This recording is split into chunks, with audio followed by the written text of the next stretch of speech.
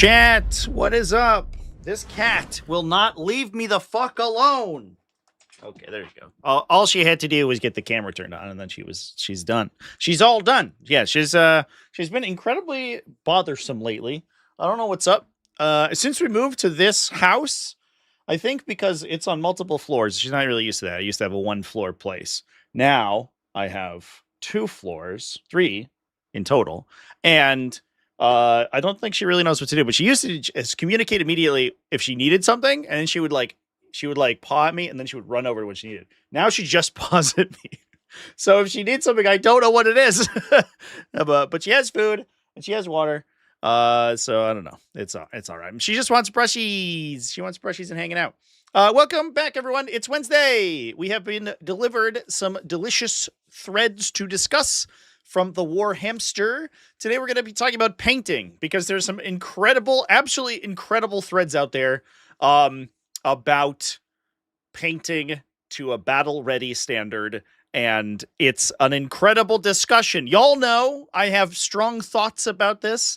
I think that painting requirements should be enforced outside of the game mechanics, in my opinion. I think that these kind of like meta mechanics is what I usually call them, which are sort of like a game mechanics that are outside of the normal gameplay of a miniature game. So stuff like timing, stuff like pairing processes, stuff like league rules, and in my opinion, painting.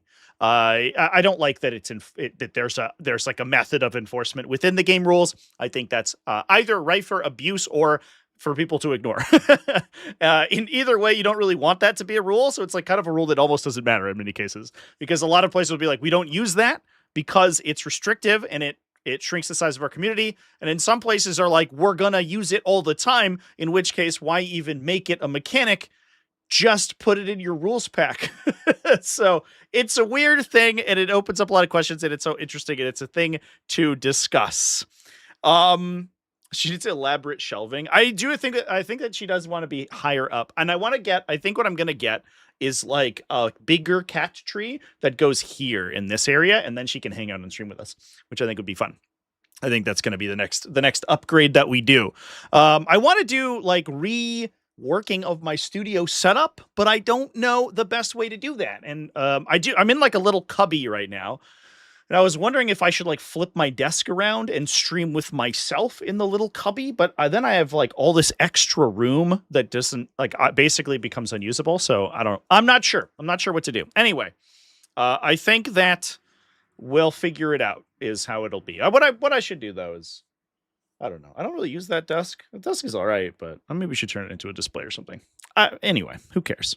Who cares, chat? Let's talk about Battle Ready. So there's a couple threads of people asking very appropriate questions, and we're going to get more and more opinionated and unhinged as we go through our journey today.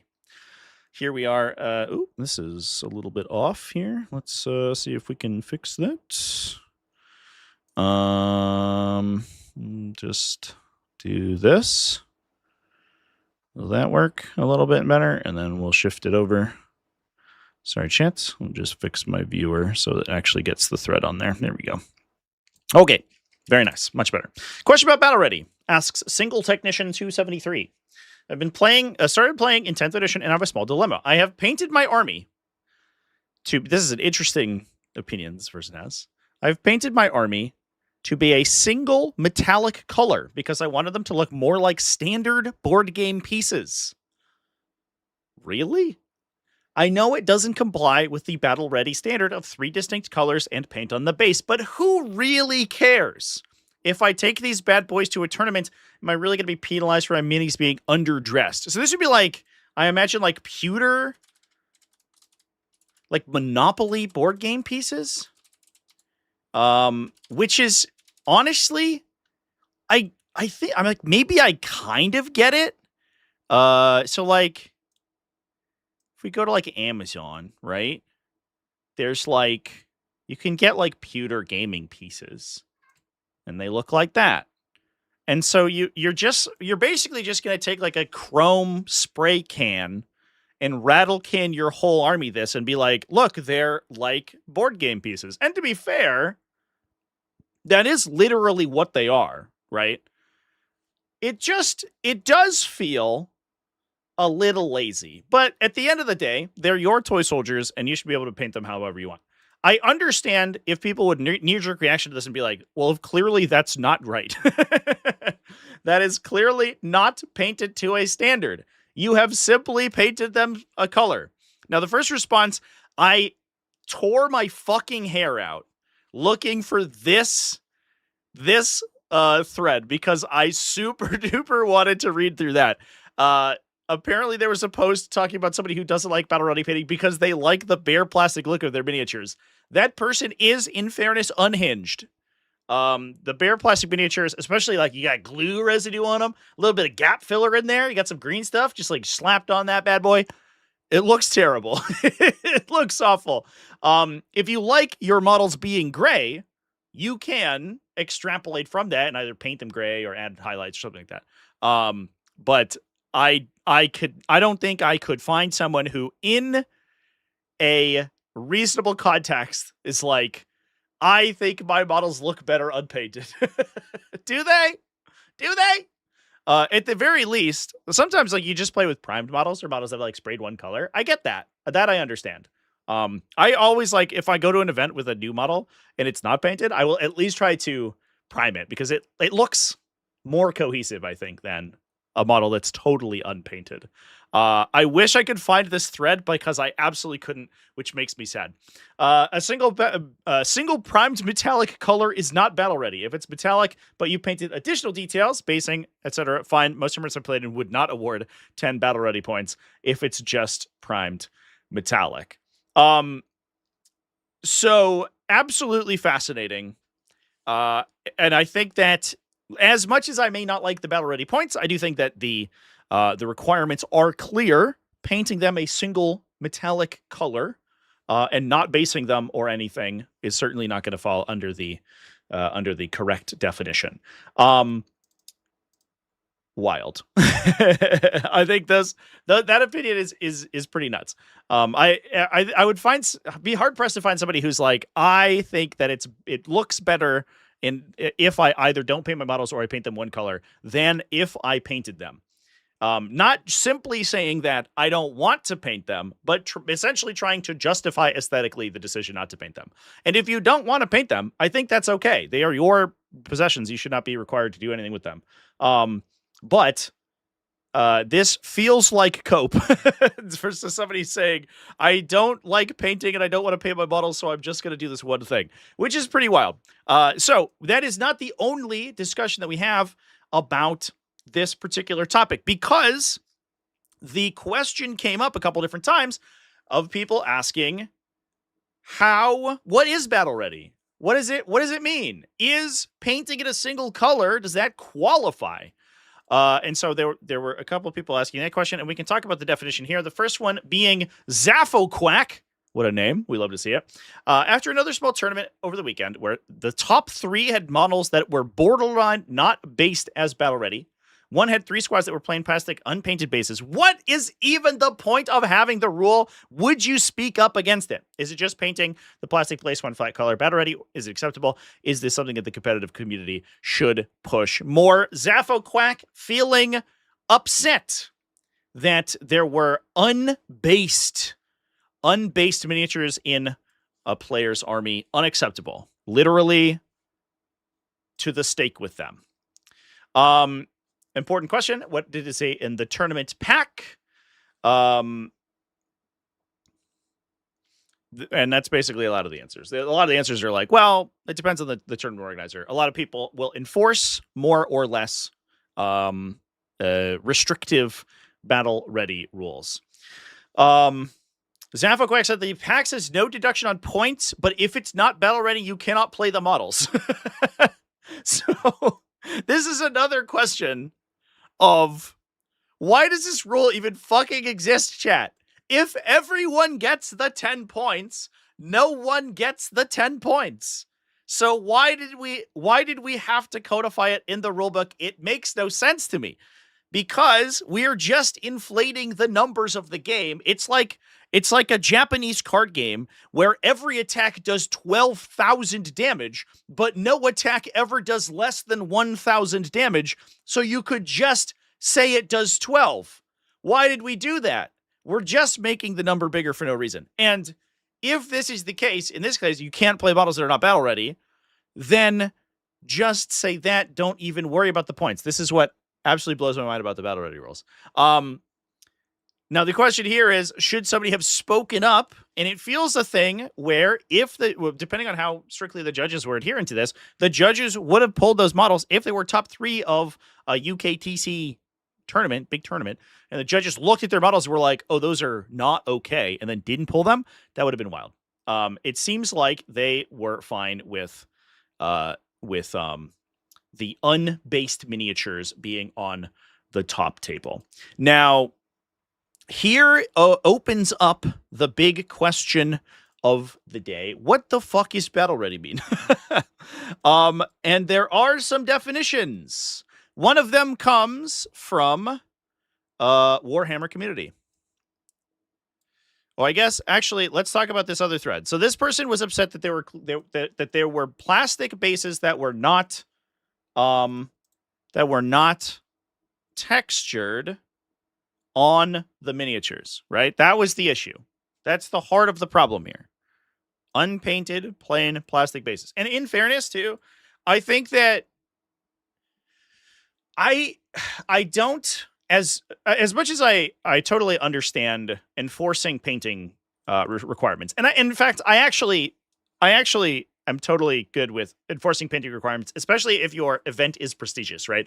If we're going to the World Championships or we're going to a huge major or something, a big super major, and the idea is that this is a big flagship, a tentpole event of the year, and we want the experience to be cohesive for everyone, and we want the coverage of the event to be good looking, enforcing painting requirements makes total sense to me. Basing requirements makes less sense. I do get it. Is like if your base is just like a bunch of paint slapped on it because you dry brush the miniature and it's just like all messy and stuff. But should it be okay to leave bases unpainted? Either painted a solid color, maybe they're just painted black, or in the case of this person, here's a good question from Xanon86. What if I use clear acrylic bases? Are those battle ready? Are they considered textured or not? And this is where the definition of battle ready comes in. And I think this is a great question from Xanon86 from a couple years ago, because a clear acrylic base is the textbook definition of unpainted, but in some cases looks good. I personally don't really like them, but I understand why you would use them, because they are always cohesive with the table mat you're using, or the table texture or whatever. And so you will always get a more immersive appearance because you are using these clear bases. Obviously, some people say, I can't imagine for a second any tournament would deny you painting points if models themselves are properly painted. The other thing, too, is that a clear acrylic base requires more effort than simply having a base that you put shit on, because you have to go buy it separately. You have to assemble the model and then very carefully glue them on so that there's no glue frosting on the acrylic base. It's very difficult to do. It's more difficult to do than simply plastic gluing onto your base and then painting it brown or whatever. I don't want to say it's like hyper difficult to do, but it requires you to jump through some hoops.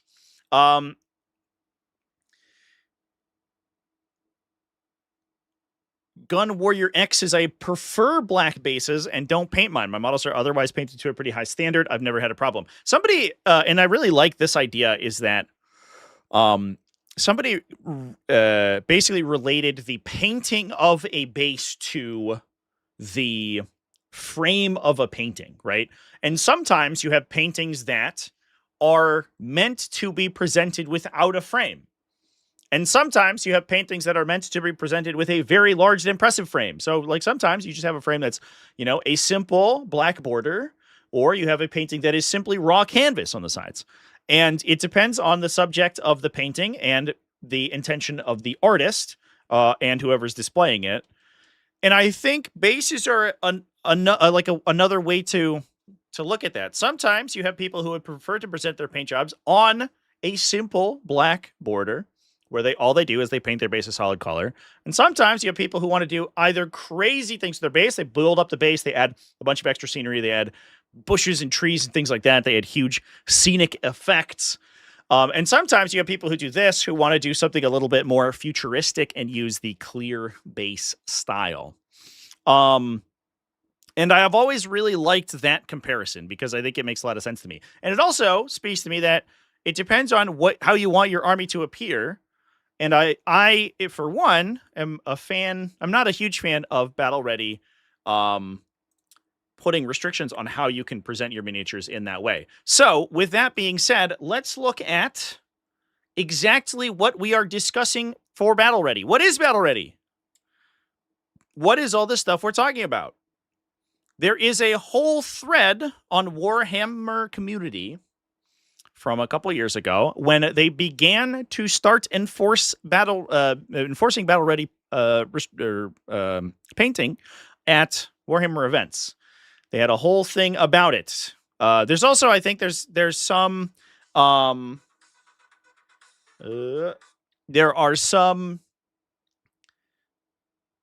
what's the word? Guidelines for it that come in some publications. I think there might be an entry in the rulebook about it. I don't remember off the top of my head though. But essentially, the idea being that there's this idea that it's minimum 3 colors, and that's close to the idea. God damn it. Sorry, chat. I had a scheduled call earlier. I had a scheduled phone call earlier, and they just never called me, and now they're calling me. That was like an hour and a half ago. And then now they're calling me now, and I'm on stream. Get out of here. Should have silenced my phone. But I believe that the definition nowadays requires that separate materials on your miniature are differentiated. So in this case, armor plating trim, under armor, the black carapace or whatever, and the metal and the bolt gun black bits. And I think that's the definition that I've most recently seen, is that different materials on your model must be adequately differentiated by the paint job. In addition, it also specifies that you have a texture and color on your base. And in this case, it uses technical paints to do that. I don't know if there is any additional sort of discussion here. This is largely a marketing article for sure. But this is like what you get when you look at Battle Ready painting on the Warhammer Community website. So that brings us back to the question, what about clear bases? Does a clear base constitute a texture on your base? The base itself is not textured, however, the appearance of it is, because because it will showcase whatever texture is underneath it. So that's up for debate, I guess. I think it clearly speaks to me that there is effort put behind it, and I think that is a large part of the Battle Ready definition. Is you basically have to look like you gave a crap about the appearance of your army, which I think would mean that it's probably fine. However, from there, things get a little spicier when we are discussing Battle Ready painting. And here's the thing, chat. This feels very much like the coherency change that happened in 9th edition, where in 8th edition, for those who remember, coherency was a model goes within 2 inches of another model. And generally speaking, people would string out their models and they would go, I'm pretty sure everything was within 2. And their opponent would look at it and go, yeah, that looks fine. Right? You make a big string of your guys and you're like, look at my guys are all within 2 inches. Fair enough. When they added it to 9th edition, that in some cases, in the 9th edition, it was bigger than 10 models, I believe. And then in 10th edition, it went down to 7 or larger.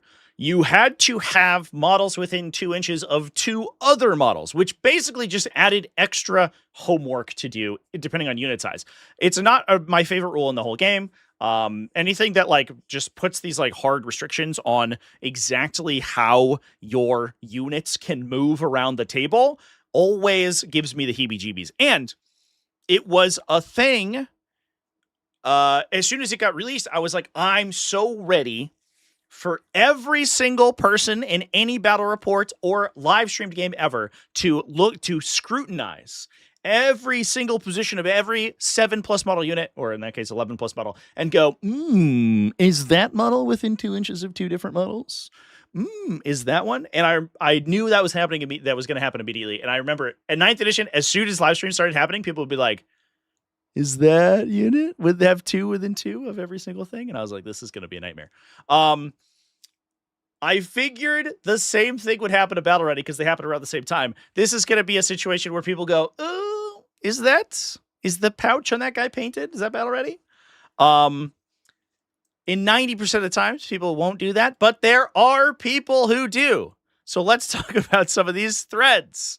The Nightman asks, am I an ass if I do not give my opponent 10 points for being battle ready at a GT if their models aren't base but everything else is painted to a battle ready standard?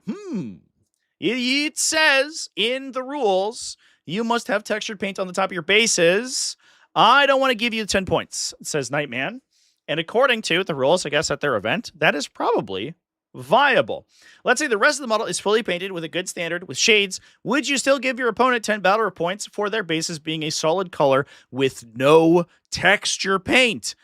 There's like a weirdness to me here, chat, because of the requirement for texture paint. Because first of all, it precludes the use of any bases that are not painted to that texture. What if, for example, and I have a friend who's done this, what if, for example, you dry brush your bases gray and you paint like traffic stripes across them because your models are in a city on a roadway and you don't want to hyper texture them? If the requirement is that you have texture paint, does this mean that now you have an argument to not give your opponent any additional points because they have not texture painted them? The other thing, too, is that the bases themselves come with a fine texture, mostly so that they can accept adhesive better, but they are textured. It is not a flat surface, right? So if you dry brushed your bases with a very light dry brush, they would appear textured even if you put no paint on them. So a problem that I have is that the idea that texture paint is a requirement for your bases to look good, and that there certainly are people in the universe who, if given the power, would call you out for not texturing your bases, even if otherwise you painted them thematically. Firstly, I don't feel like it's that hard to slap a texture paint on your stuff and tidy up the base rings. Honestly, if I had texture paints in their bases, the base ring wasn't clean, I probably would still give them the 10 points because at least they tried to base their model. Is it actually? I guess this is the Frontline Gaming requirements. Oh, here's the battle ready thing. I wonder if like there is a distinction that the base rim has to be painted.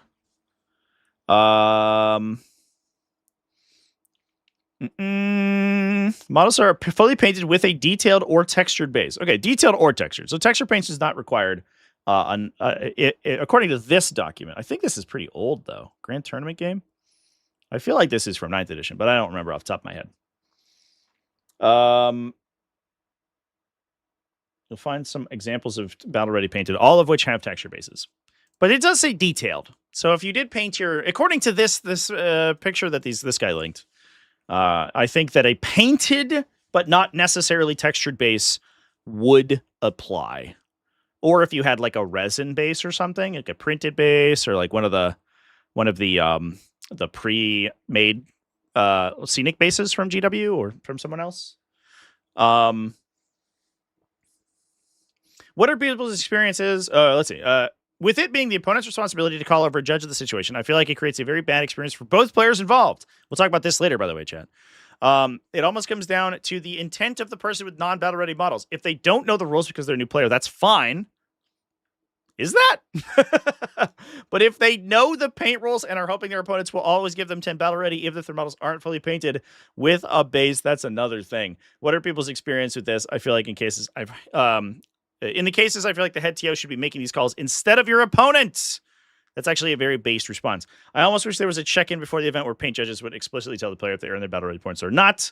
I have seen this in some cases, or like events require that you present your models or something. Sometimes it gets tough though, because the start of a tournament is always insane, right? You have people checking in, you have tables getting set up, all this stuff, and you have like an event team of 6 people for a super major of 220, and you're like, are we going to check everyone's bases to make sure that they're rimmed properly? I don't know about that. It feels silly, and I could see my opponent getting mad about me not beating them straight up and winning with a handicap. Perhaps I'm thinking about this too much. I played several GTs this year where models were required to be fully painted, and I've seen several participants with bare bases who, based on their overall scores, were definitely giving themselves 10 points, even if they didn't deserve it. Here's the main driver behind the post. I haven't played against one of these sites before, but I was wondering what the general consensus was. Talk about some of the responses here. Again, it's like mostly, it comes down to the tournament organizer. I guess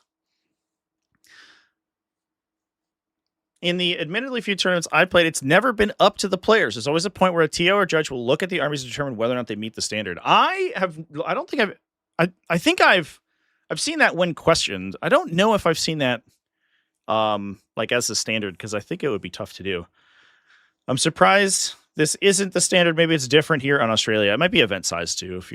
Australia generally doesn't have huge events unless they have a couple ones per each year that like break a major level, like a super major level, maybe 100 plus. But generally speaking, they're like 30s, which is much easier to do. So you should do it. You just follow the event rules you're at in casual play. Always give them 10. Ooh, deleted comment. Brutal. I think in this situation, it would be silly not to give them points, even though you are technically not in the right. I vote that you are an ass. If someone did this, I would think it a bit petty. Yeah, it's like weird too, though.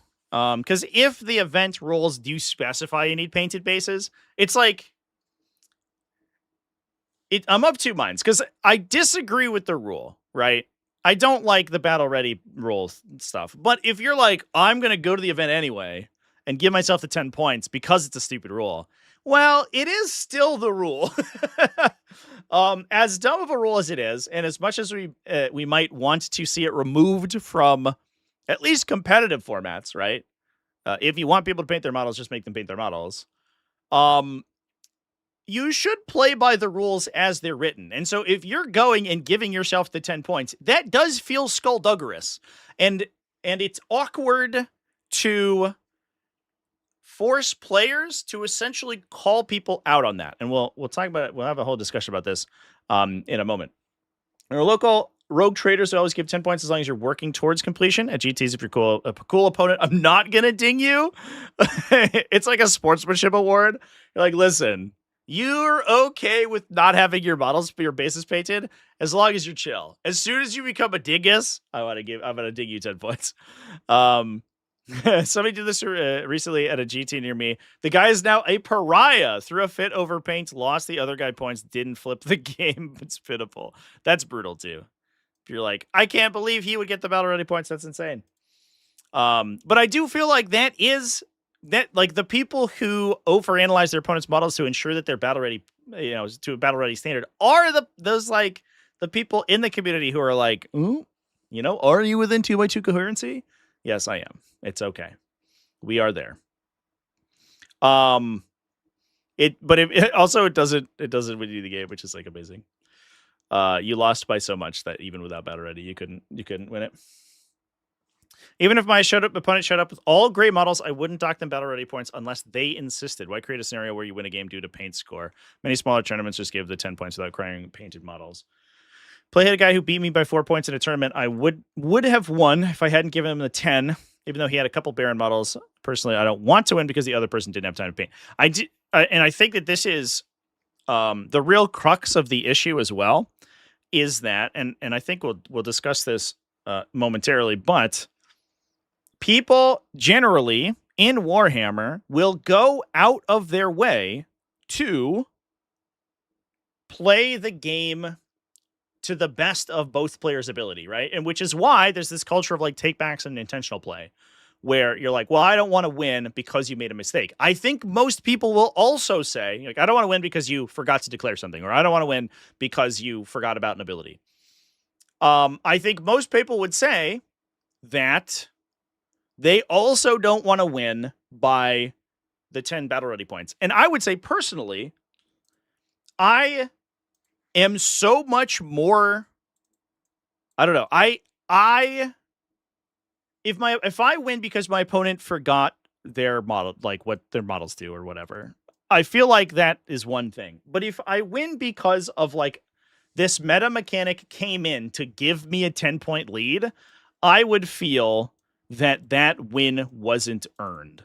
And I also would feel like I learned less from the experience than I would have otherwise, right? If I am rewarded this by winning by winning by a point because my opponent wasn't battle ready, I feel like I actually lost, but I have still been progressed in the tournament, which feels so much worse. It's like a consolation prize. Like in the instances where those battle ready points matter, it sucks. Because like, as the person playing the unpainted army, you're like, I did my best. And even if I was in a position where I would have won, I wasn't rewarded for superior play or whatever. And in the other person's side, they're like, I won, but not because of anything I did. And that feels so bad, which is, I think, why there is within the competitive community this reticence to score people for those points. Now, that said, here's a great comment thread about it. Let's hear about someone who has an entirely opposite idea.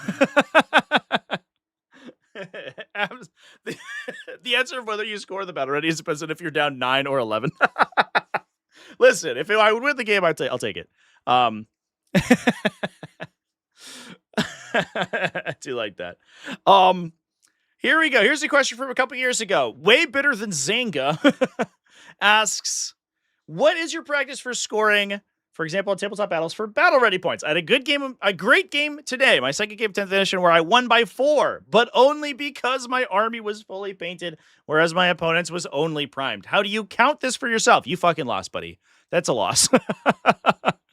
Most events now have a hobby standard, so it makes sense to include it in scoring. Plus, it's literally in the rules. On the other hand, I lost the game. Also, this guy got downvoted.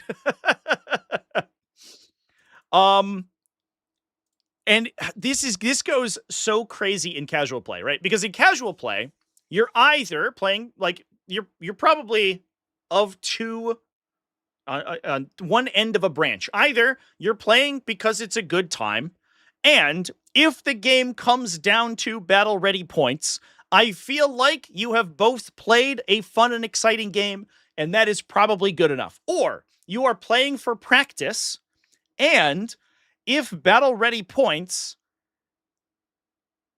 change how that game would be played, suddenly it's not very good practice, because if you had played against someone who had a painted army, your experience from that original game, if you allow the battle ready scores to alter your play pattern, then you can't rely on that in the future, right? It's an unreliable metric. So in casual games, in my opinion, there is even less of a reason for this rule. Already, I feel like in competitive games, this is not, there's little reason to use this rule at all. In casual games, I feel like there's even less of a reason, because it's either only like a field's bad, or it makes the game worthless. So it's like, what are we doing here? I don't get it. And however, one commenter, and I saved this comment separately. I also think I looked through another thread, and I believe this person's post got deleted because it was so controversial. Infamous Presence 145 said, "It's a win, no question. The rules say plus 10 points, not plus 10 points, but not really, and you should feel bad if you score them. It's no different from scoring a secondary objective that was too easy and winning, even though you should have lost based on primary objectives. Not terribly relevant for me. La-di-da." I drink my tea with my pinky finger up. Not terribly relevant for me personally because I don't play with or against unpainted models. You came with unpainted models? I'm not even going to worry about the battle ready score because I'm simply going to pack up and leave. It's not even worth my time. Spectre195 says you can't be serious. And if you are, just lie. Infamous President says, sorry, but I have standards. There's a reason all serious tournaments require 100% painting armies, which means that the battle ready score is irrelevant because everyone gets it. There's serious tournaments require 100% painted armies because they are trying to maintain a level of prestige. As soon as your tournament requires 100% painting, there should not be a battle-ready score necessary. The only time that the battle-ready score is necessary is when one person is allowed to play an unpainted army and the other person is not, which is not allowed in many tournaments. Frankly, for tournaments, I'm 100% on board. Great, legions look bad, and when, period, I'm going to a tournament, the look of the game is not part of the appeal. But this thread isn't about tournaments. It's for strictly casual games, where this just feels bad, particularly when you've got groups of varying experience and time in the hobby. I want local opponents. I want them to feel encouraged and have a good time. I don't want them to come to the table with a more experienced player who has a 10 victory point advantage simply because he's had years to paint his armies and his opponent is new. If they want to attend a tournament or another organized play event, sure, 100% paint them up. I've always supported painting requirements in events, and I respect that battle ready scoring is just because people find stupid ways to do end runs around those requirements. But in casual games, no. If you want to experiment with running a Carnifex in your tiered army and you can't just dump money and hours of work to discover you may not like it, here, borrow one of my Dreadnoughts. It's a proxy. Give it a whirl. Yeah. So it's so funny to me because it feels like there is no situation. Maybe it's like mid-level GT play, right? Feels like the situation where the battle ready point scoring probably matters. Like, I think that major level play, world championship qualifier, that kind of stuff. You want to enforce battle ready, or you want to force painting requirements? 100% do it, right? Put it in the packet. You must play with a painted army. Here are the requirements. If you don't follow these, you are not allowed to play those models. If you show up with unpainted models, those models are removed from your roster and you can't play them. Sure, fucking whatever. People only go to a handful of those events a year. You want to make it an experience and a prestigious event. Makes sense to me. Casual games, as I said before, you are either gatekeeping it from new players, or if you are playing to gain the experience, your experience is now tainted by one player playing with a literal handicap and the other player not. So, for casual games, this feels like an unnecessary rule. And for competitive games, it feels like an unnecessary rule because the event format will simply restrict it. I think there's probably a level of event. And I also, to be clear, in my opinion, RTT level should also follow the same. RTT level is essentially like an organized casual event, right? You're playing like 3-round tournaments. Those are, in many cases, the testing ground for new competitive archetypes. And if you enforce a battle-ready standard in those, it simply restricts the more competitive players from showing up. So in my opinion, like the RTT level event is the kind of place where you should probably play without the battle ready requirement. And I think most RTTs have picked up on this, and most of them don't require painting. If you play like a 30-person GT, I think that's the position where like this is probably reasonable, right? Where it's like not this crazy prestigious event. There's like a million of them every weekend. A lot of players literally play one every week or 2 a month or something like that. So you want to still maintain a level of prestige similar to those big majors because you are a full weekend event. However, it's not the same level of competition as like a world championship event. And so having a gradated system of painting where some people get the bonus and some people don't, I think that's the position where it makes more sense. Because it's at that point, it's it is a competitive environment, right? Like there are, ELO and ITC ranking points and sometimes golden tickets on the line for those. And so like you should be bringing your A game. And I think in that point, it's realistic to enforce those painting requirements. However, if you want to allow people to arrive and simply play games with a disadvantage for having unpainted models, I think I get it. So that's probably the level of event where I understand the use of this rule. In basically every other circumstance, I really don't understand it, especially for casual games, man. And I feel like this is where the rule probably gets implemented the most often for the reasons that we talked about earlier, right? Tournaments will simply require painting or not require painting. And so in casual games, I think it's like probably, you're playing at your LGS or whatever. It's probably the place where it matters the most. But it feels really bad if you're new and you're like, hey, I just assembled my models yesterday. And your opponent's like, well, I have standards. And those models are not worth 10 battle ready points, so you will be playing with a handicap. I will get an advantage. If it's a casual game, says Infamous Presence, why not play a 500-point game with fully painted models instead? Or even a kill team game. Yeah, just play a literal different system. I don't think 3 years ago, I don't think was... I think that the most recent version of Kill Team was out 3 years ago. Is that right? Somebody could correct me. There was like the first edition of the modern Kill Team was just like Warhammer 40k, but all your models are individual. It's pretty wild. It doesn't take long for a newbie to get a basic starter force painted if they care enough to do it. If they care enough, get over yourself, bro. This guy's insane. I love this. What an insane person. And let's be honest here. For every newbie with unpainted stuff because they're working on painting, there are several veteran players who never paint anything and who will complain about how unfair it is that tournaments won't let them bring their pile of shame. Oh, that's me. That's me. It turns out I work and have friends. And I don't have a million hours to paint all of the insane brews that I come up with to play in tournaments. That's largely because I faction hop a lot. That's the tough part. Because the game is about fun and many people don't find 500 points anywhere near as fun. Also, the game is like wildly unbalanced at 500 points. Just being like, oh, just play 500 points, especially if you're a new player and you're like, I'm playing 10 intercessors and 5 Infernus Marines and a captain. And you show up to a guy who's like 500 points. I've hyper optimized my Tyranid Crusher Stampede to be unkillable at 500 points. So what will you do? What the fuck? No one's having a good time at that point. Absolutely not. The other thing too is that like you're also, this is the funny thing about Battle Ready that I think people miss a lot of times, which is that if you're like, well, it doesn't take long to paint up a basic starter force. Just slap chop it, bro. First of all, if you're brand new, painting is a skill. And it does take a while to get fast at, right? So if you're brand new to the hobby, you literally might not be that fast. In addition, why are we rushing people?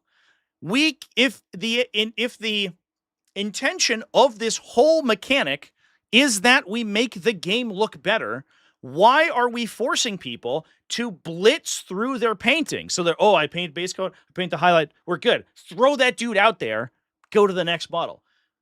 That prevents people from actually spending time painting their models. So instead of being like, in order to play, you have to paint up your basic starter force to a battle ready level.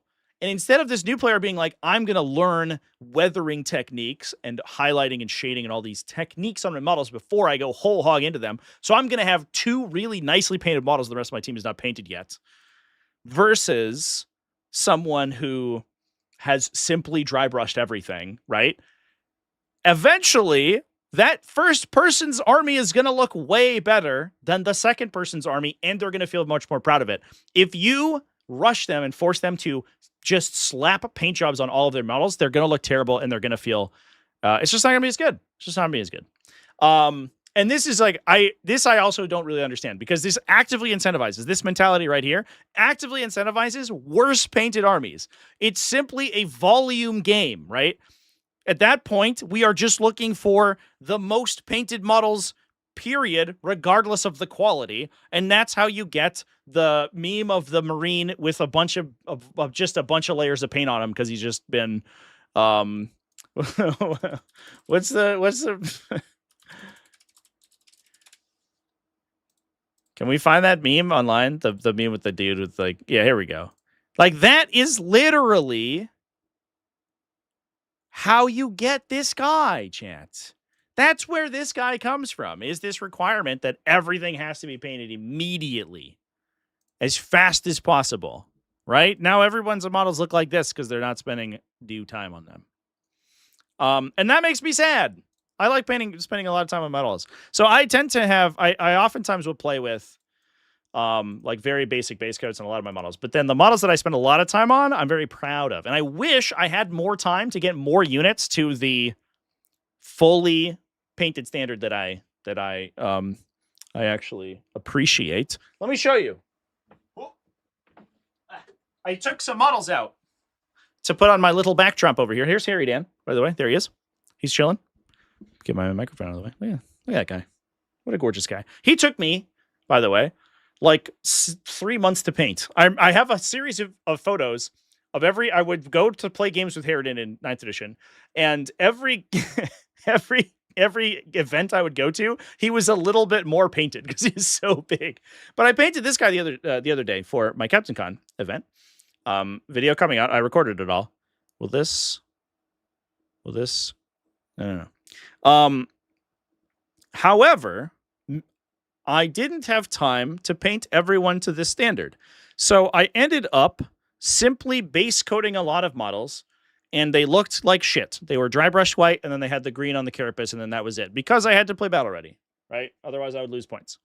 So instead of having a smaller number of painted models that looked like this, which I'm very proud of, I had more models, but they looked like shit.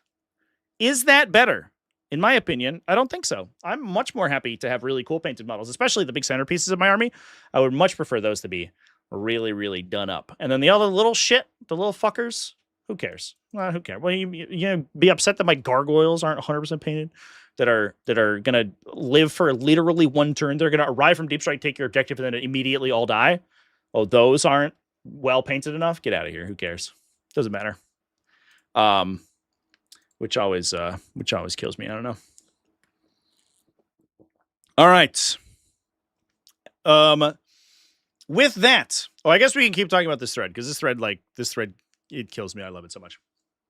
Why not simply play a different game entirely? Is what Infamous Present says. Just play a kill team game. Just learn for a new player. Just learn a whole different system that uses squares for ranges. Also, just play a 500-point game that, as we talked about, is not really the actual points value the game is balanced for. The game is not really intended for play under 1,000. I dislike Warhammer at low points balance. It's wildly swinging, skew list based, and it's not as much fun. Turns out, not very balanced. Doesn't really have range or support or objective support. You're meant to play 500 and then hop to incursion. Infamous Present says, and playing with unpainted models isn't fun. Okay, man. Is my experience that affected by my opponent having 5 intercessors in their backline that aren't painted? I don't think so, Chance. Is it better if their army's painted? Sure, I guess so. Do I care that much? No. I'm going to look at those models for 60 seconds, and then I'm going to shoot them and they're going to die. Doesn't matter that much. For casual play with friends, how about testing out lists? Should people only test lists with fully painted armies? So you have to go spend potentially hundreds of dollars and months of time to paint up everything to see how a list works in practice? I absolutely recommend people just try stuff first. You can do that in Tabletop Simulator too, by the way. Pretty cool. And punishing other players for doing this in purely casual games is frankly just being a jerk. If you don't want to play with unpainted models, then don't. If you don't want to play against unpainted models, even in a strictly casual setting, then don't. Also, good luck finding opponents, my guy. You sound like an absolute gem. I'm sure lots of people are excited to play against you. If the game is so casual and meaningless, why do you care so much if you lose because of painting? It's not casual. It's not meaningless. Those two things are not the same. The other thing is, too, like, it doesn't really matter if you lose because of painting. If I'm going to a casual event or a casual game, like a practice game, that doesn't matter, and my opponent goes, you don't get the battle ready points, I don't care. Personally, it doesn't make a difference to me because I'm essentially viewing the game through the lens of a 90-point maximum score, not a 100-point score. It doesn't matter. If the only reason I'm playing that game is to gain gameplay knowledge and experience, who gives a shit if I lose? However, if I am brand new to the game, or I'm, maybe it's a whole, I'm approaching the game with a different mentality, penalizing me in a situation where it really doesn't make a difference just feels vindictive, I guess, is the thing. I don't care if I lose because of painting, because frankly, I just ignore the 10 points to determine the outcome of the game. Winter's Ark is so based, by the way. What a based guy. More importantly, I don't want to win because of painting, because that's a potential feels bad for my opponent. Literally exactly what I just said. Being pretty and painted matters when it comes to tournaments or event time. Before them, I want my opponents to try different lists, not just play what they have painted, because I need to practice against a wide range of different armies. I want them to bring their best to the game. I want them to have a fair chance of winning and not feel like they're fighting an uphill battle if they decide to try something new. Enforcing paint scoring in casual games just punishes players for trying new stuff, actually being new, or not having as much free time as you do. Because that, yeah. Warhammer competitive, not so why you're talking about casual games. Because that was the actual point.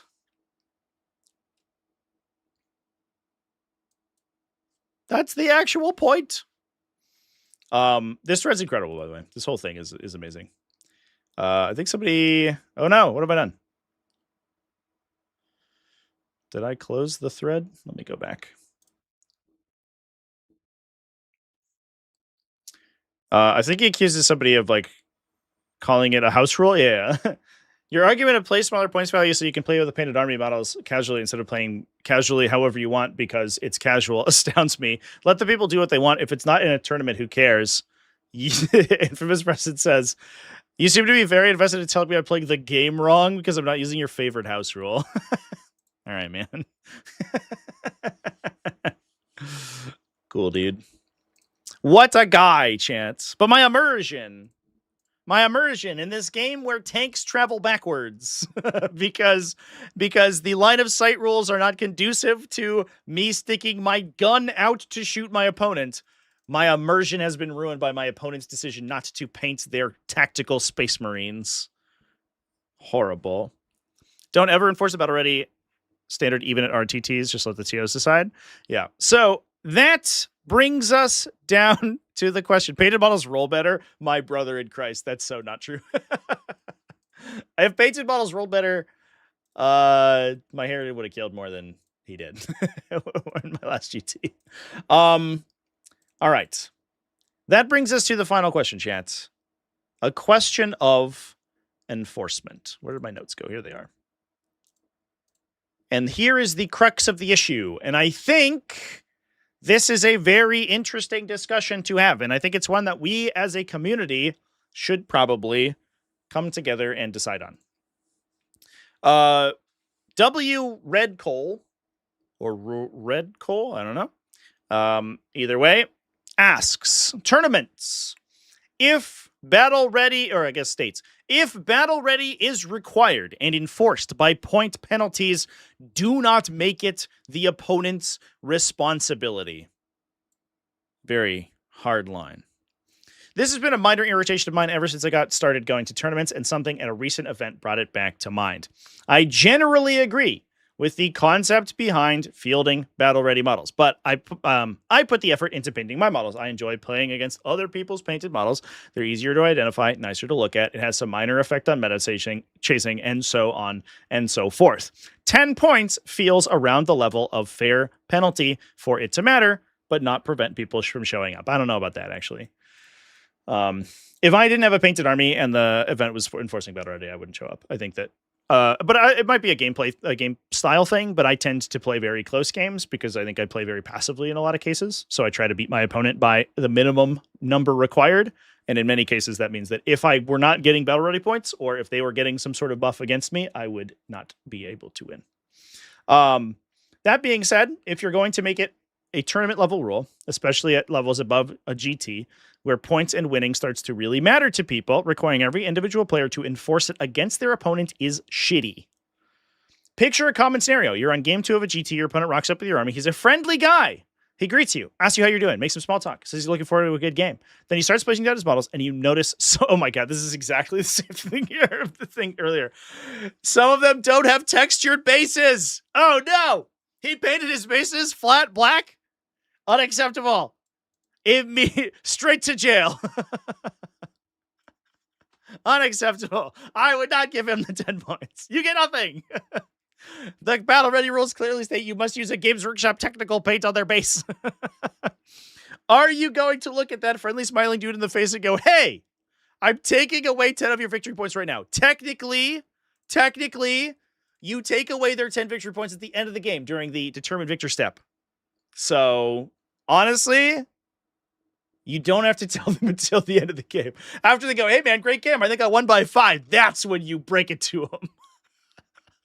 That's when you pull the rug. I'm sure someone reading this is going to go, I totally would. But what percentage of people actually will? Now you've got some players getting battle ready when they don't deserve it and overinflating their points, and others not even getting battle ready because they aren't, and getting appropriate scores, and comparing people's wins losses becomes even more difficult. Yeah, there's like a multi-level. There's multiple levels to this, right? Because it's at one point, to some extent, it is now like a social thing. Obviously, we're not here to like, we're here to socialize their opponent, not necessarily to like, try to screw them over. But the other thing too is that if it doesn't get enforced equally, then some people get the bonus and some people don't. If it's not being enforced equally across the entire field, then it's not fair. It's not fair to some people. Battle Ready in specific is a double whammy because it's so poorly understood and extremely hard to objectively quantify. I bet my money that if you asked 60 people at a GT, you would get 30 different answers. How many colors do I have to have? What about shades and washes? What if part of the model is beautiful and part of it is gray plastic? Do I have to have texture on my base? What if the texture comes with the model? What if my rim is painted red so I know that this is a different squad than the ones with blue rims? What if my rims aren't even painted? What if my rims are the same color as the top of the base? The questions are infinite. Even if you could write down some answers to all these questions and actually have an easy to follow and understand rubric for determining battle ready, which I doubt, it's still crappy to make me, the player at the table, make the decision to actively penalize my opponent. Even if you want to say, just call a judge, and you are still the one. Should you do it? Ethically, probably. It's a rule, and we're better off if everyone follows the rules. Does it still put a lot of unneeded social player, I think it means social pressure, on the person playing the game? Absolutely.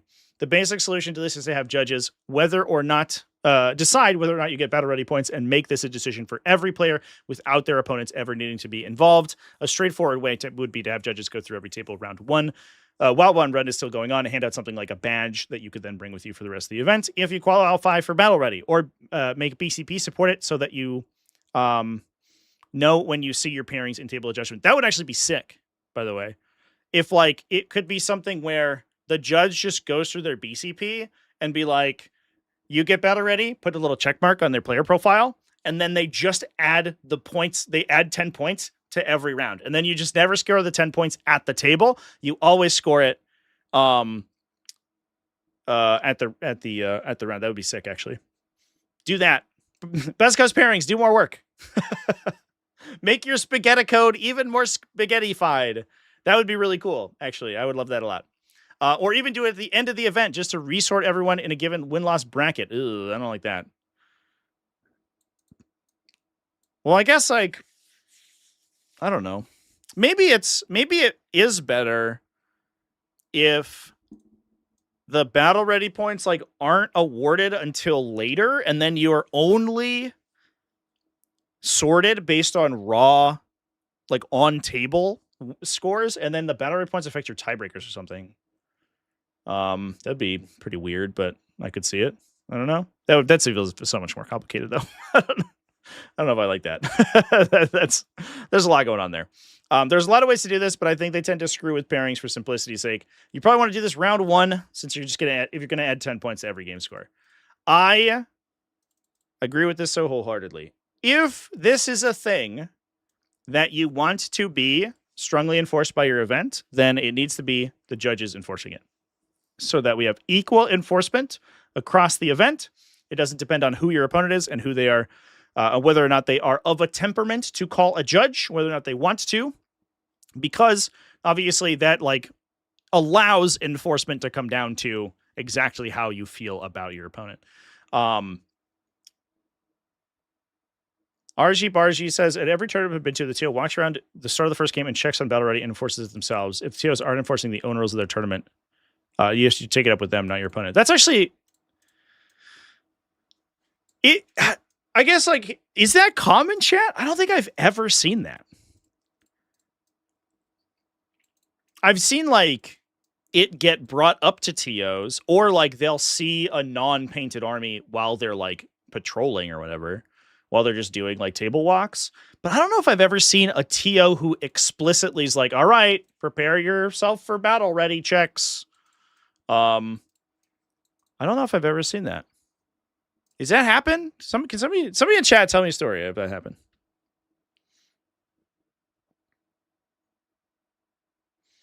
What if you make them look like Monopoly pieces, but it's high level dynamic and MM?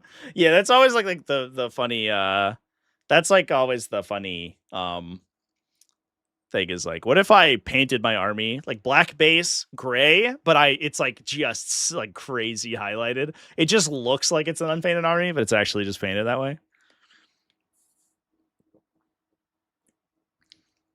Never seen anyone complain about battle ready, nor have I seen a TO patrol and actively enforce it. Yeah, in fairness, the number of people that I've seen who or the number of times I've seen like battle ready.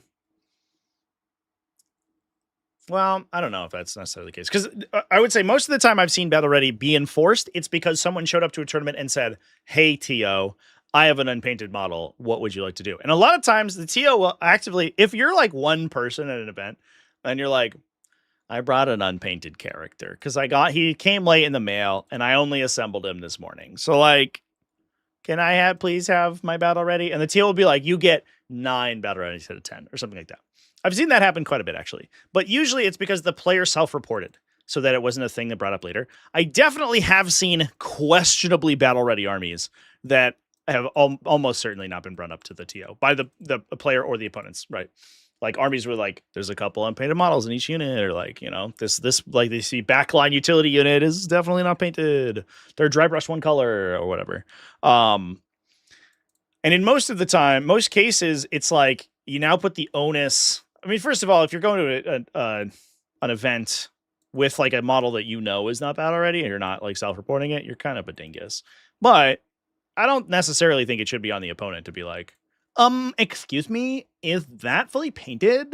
Because I think that gives a lot of power to the people, like you know, these sticklers who are like, you know, trying to catch people on like meta mechanics or whatever, which I super don't love. Your Golden Demon project doesn't get battle ready because it doesn't have a shade. Get wrecked. One local GT does, says Alexorus. Paints have pigments, which are very fine texture. Any paint is considered textured. Yeah. That's the other thing too, is like, how fine detail do we get with this, right? That was always the funny thing too, is like, I used to, back when I played War Machine enforced, it was like all or nothing. War Machine was typically, either it didn't matter, you could play whatever, which meant that it was a lot of unpainted armies. And in hindsight, looking back on it, it did look worse. But then you had some events that were like fully painted all the time. You must play fully painted. Adepticon is very clear, but like literally the entire Adepticon event is like, you cannot play unpainted models, period. If you do, and if a staff member finds you, they'll kick you out, which I don't think anyone's ever done. But that is a rule in the books. Or like, there were like world championships and stuff. You had to play painted, which I get. And I remember very distinctly, it was like, your model must have a texture on the base. And you look at the base, you're like, the base is textured, So I would always just like, if I had a model that I couldn't base to my normal standard, I would just like dry brush the base and then like put a little like some details on it and be like just some stippling or something and be like, I don't know, that seems pretty textured to me. And I think that was fine. But it is the thing too. It's like if you don't adequately define a lot of those particular requirements, then like the people who are on the border will find ways like around it, right? What if you have to upload a picture the evening before? That gets, I don't know, that's like an extra requirement. Especially like people who maybe it's fine, but like I don't usually set out all my models like and clear a space and put my whole army out for display before an event. And for in some cases, if you're playing like Green Tide, that's actually, you're like asking the player to do like an extra hour of work just to verify that their army's painted. I don't know if I like that so much. The one local GT that does that is also the only one that enforces everyone attending to be battle ready to attend. I guess that makes sense. Had this happen round 1 of your last GT. You stayed up until 2 a.m. to get battle ready, and your opponent showed up with 30% unpainted. And also they were proxies?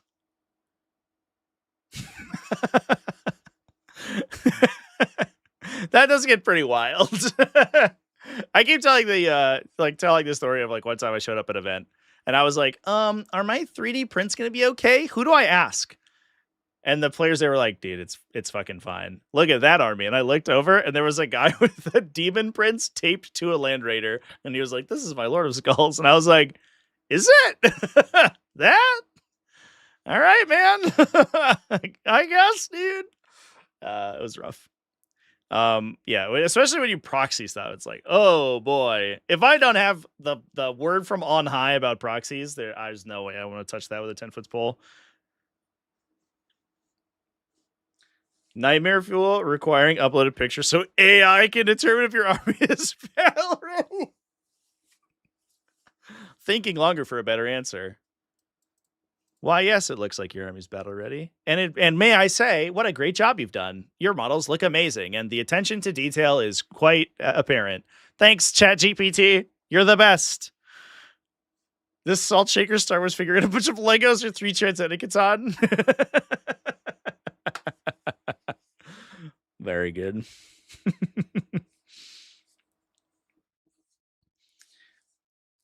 That's a lot of, I don't know, like 30% unpainted and a lot of proxies is like, that's a lot. If that person is not expecting, if that person goes up, that's the kind of thing where it's like you play out the game and you just assume they're not going to add the battle ready. And then if they add the battle ready to themselves, you like side eye them, right? Like that is like, that's just pushing it. I think most of the time, for tournament events, I think most of the time we're talking about like if you have one unpainted unit or like a model isn't base or something like that. That's like, I would say 90% of the cases that come up. If your opponent just shows up with an unpainted army and is like, I get battle ready, right? Because I was ready for this battle. You're like, all right, dude. You are clearly simply not following the rules.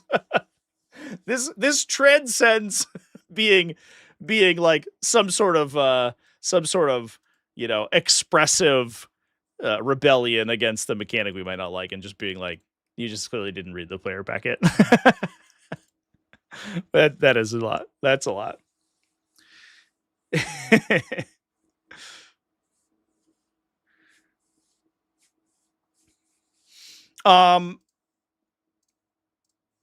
Go back to the thread.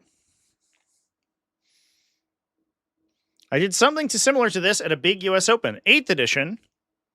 Jesus. Well, 8th edition didn't have battle ready rules, but I think that most events did. Round 3 of 6, my opponent was running a Marine mashup with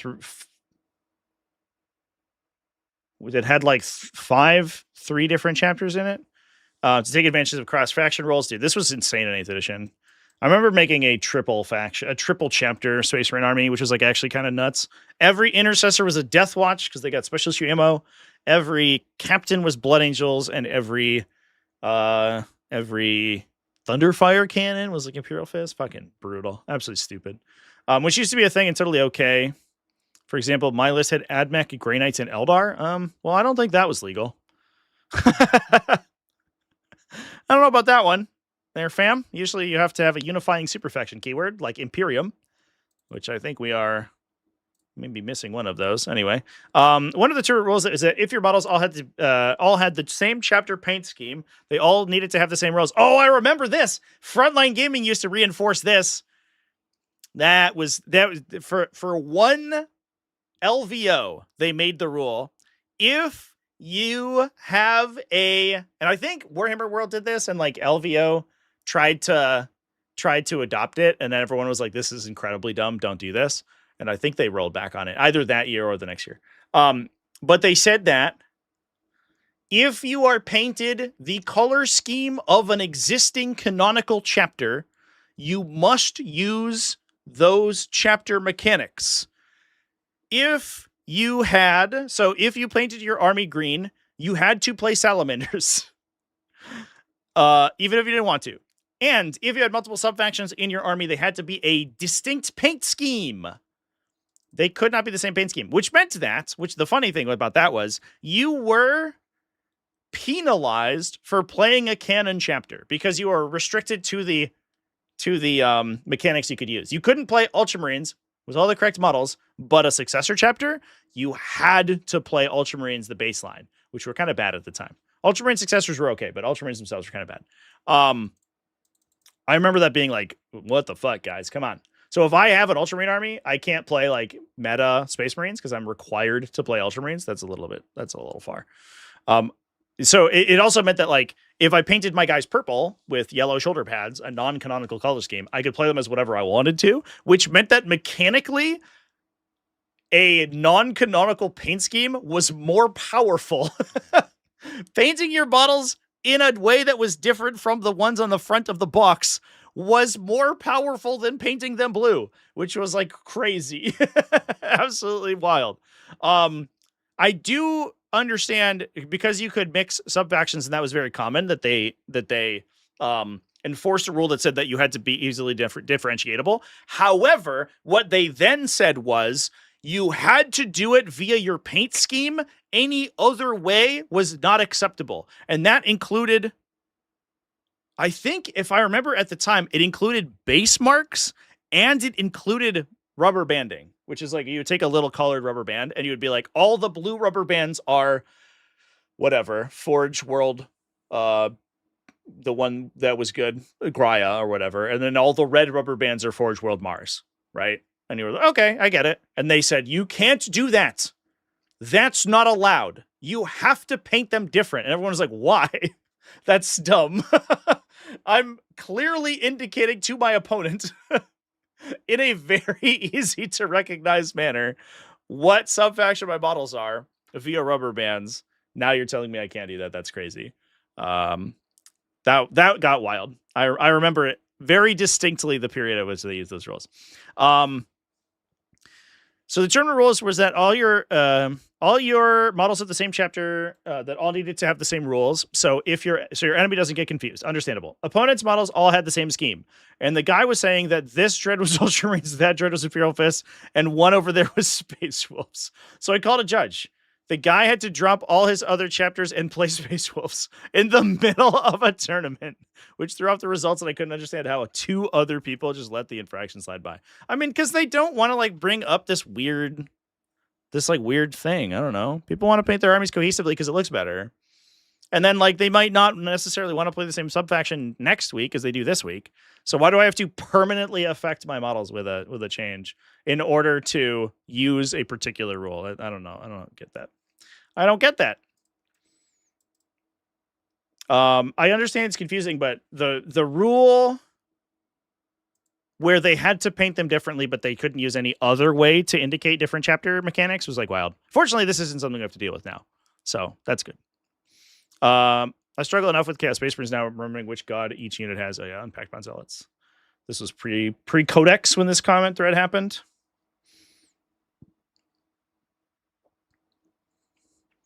It's on your opponent to score themselves appropriately.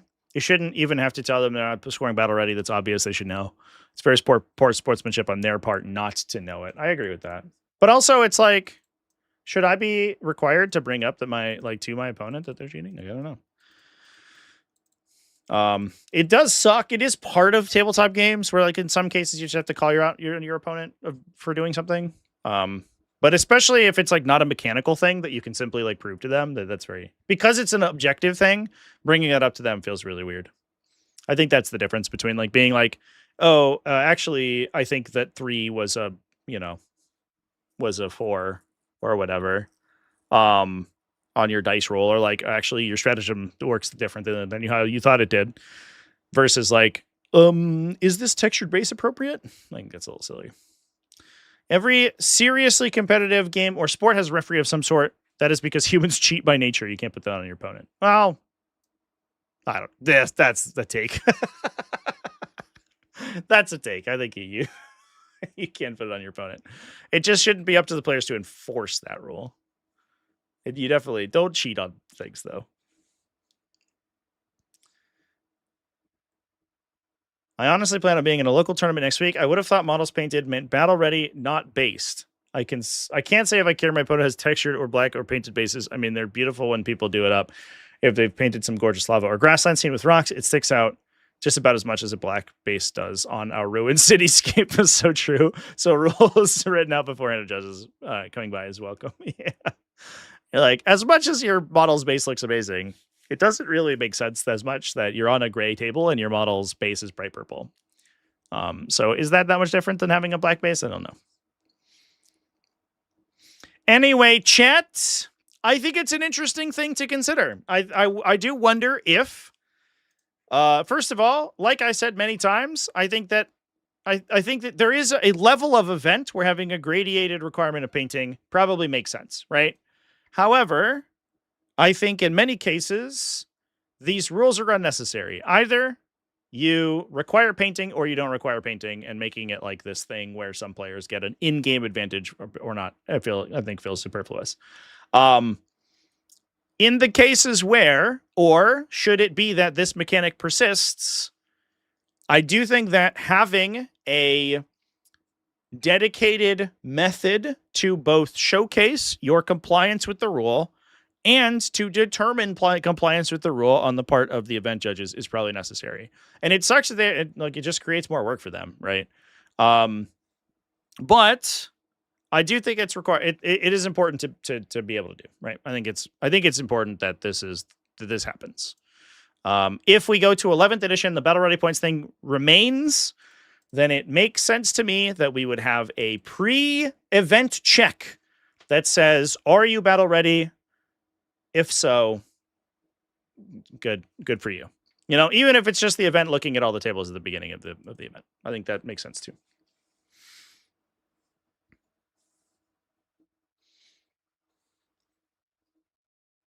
That was in the official GW packet. Yeah, I know Warhammer World made it. Warhammer World, I think, started with like chapters, restrictive chapter mechanic, and then other events adopted or tried to adopt it, but the community pushback was so bad. And personally, like, outside of, once your army is painted, I think that's where any level of enforcement should end. Adjusting unit or model abilities mechanically based on their paint scheme is like, it blows my fucking mind, dude. And as much as it like wildly improves Space Marines, there's no good way to go about it. Even if you say, if you paint an army a specific color scheme, you must play those mechanics, right? So you can't be like, oh, I'm going to play my Black Templars as Ultramarines now. I understand the impetus behind that, but it means that no one will paint their army Ultramarines. So in Warhammer 40,000, the game where Ultramarines are the poster children, they're on the front of every box and in every video game. And if you want to play Ultramarines, your models are mechanically less flexible than other similar models. That is too far, in my opinion. And so I'm glad that those mechanics are gone, and I don't want them to come back ever.